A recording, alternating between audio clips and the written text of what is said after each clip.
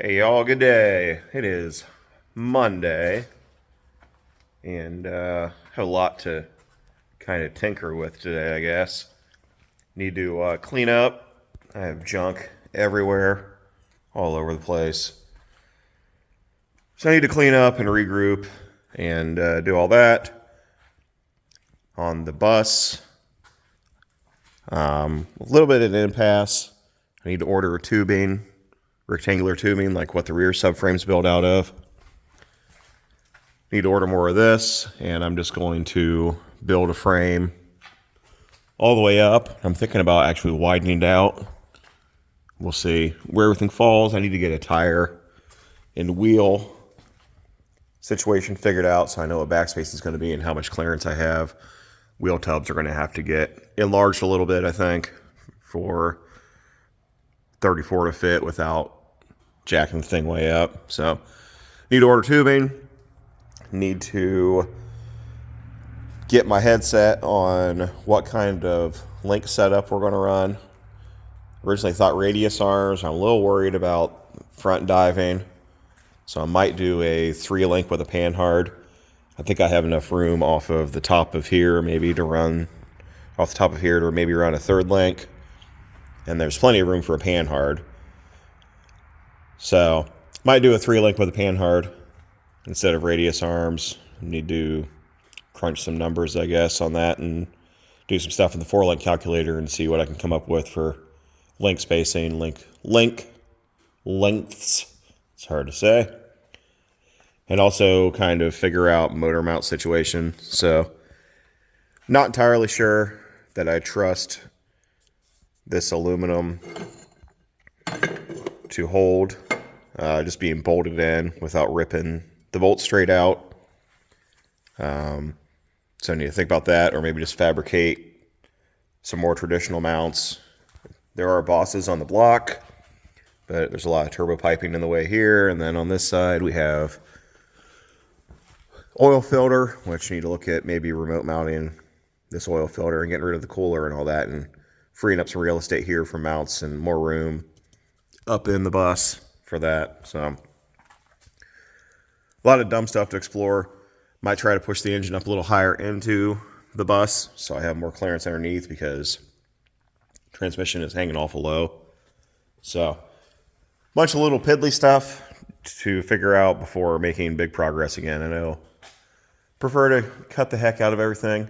I need to pull the steering box and all that stuff out of the bus too. So I have that sitting on the shelf. Then all the rest of this is getting hacked out. All this framework is going to get hacked out, and I'm replacing everything with just rectangular frame so that there's plenty to mount everything to lengthwise and engine mounts and transmission cross member. So you do that. So I need to clean up, and I'm going to work on getting the steering column mounted in the 79 today, and maybe try to fire it up this afternoon, because this thing needs to move under its own power. Pulling it back and forth is such a pain in the butt.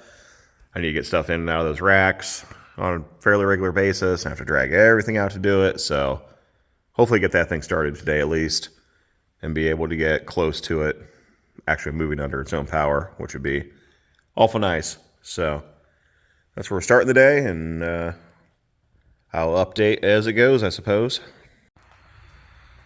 So no, I said I was going to clean up, and I did somewhat clean up a little bit, put away tools, but this has been rolling around in my head, figuring out how to make this work with that transmission hanging so low, and I think I have a solution. So stay tuned and be prepared for more stuff getting chopped up.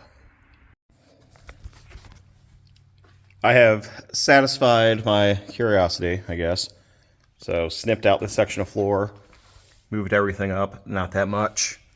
Biggest hurdle is going to be shifting, so there's got to be a false floor that's a couple inches higher or something.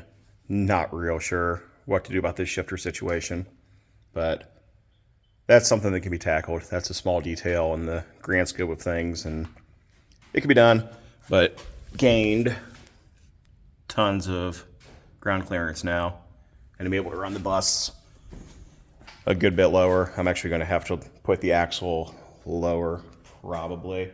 I have a tape measure right here handy, I don't believe, but to fit a 34 or 35, I'm going to have to drop the axle a little more. So that'll give me more clearance with the drive shaft situation I had going on. So all in all, and then I don't know if I talked about this, but the plan is to put a rock and roll style bed. So have a bench style seat, well, bucket seat with a bench on the back, I guess, here. And the idea will be it'll fold into a bed, and as it folds into a bed, raise up to clear the engine. So that's in the development phases, but I think I can make all that work. So anyhow, packaged everything better, got the engine raised up, feel a little more comfortable about it. And so yeah, there we go. All right, one last quick update. Went ahead and swung the rear Toyota axle up in there just to see how it would look, and went through and referenced about a million different spring types, sizes, and price, and decided to order some 96 Ford Ranger rear leafs. We'll see if they work or not, but got them on Amazon, so worst case I'll send them back. But so I'm doing that in the rear. Still working out the kinks on front 3-link stuff, but that's coming soon. Hopefully by tomorrow I'll have that sorted and clear parts. So that'll wrap up bus stuff for today, I think. Going to start building mounts again probably tomorrow, and run down and pick up everything else to build the rest of the frame, so I can chop this frame out and get the 2x4 rectangular frame all the way in place to start mounting stuff up. So progress, slow but steady. With all that Volkswagen stuff out of the way, we can get back to Buford and his steering column replacement with this fella here out of the 08.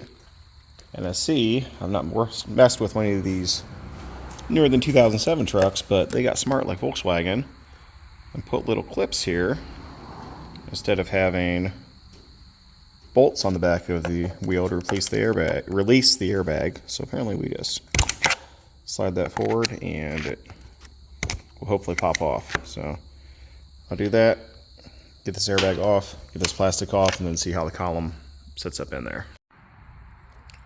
I know, jumping around a lot, but here's our 2 columns out, obviously Super Duty, Dentside, and you can see the difference in length, mostly from the mounting point. The actual overall length's not a big deal because the steering shaft there in the truck comes up enough that it will hopefully make up the difference. However, the way that this mounts into the cab here, we have some issues.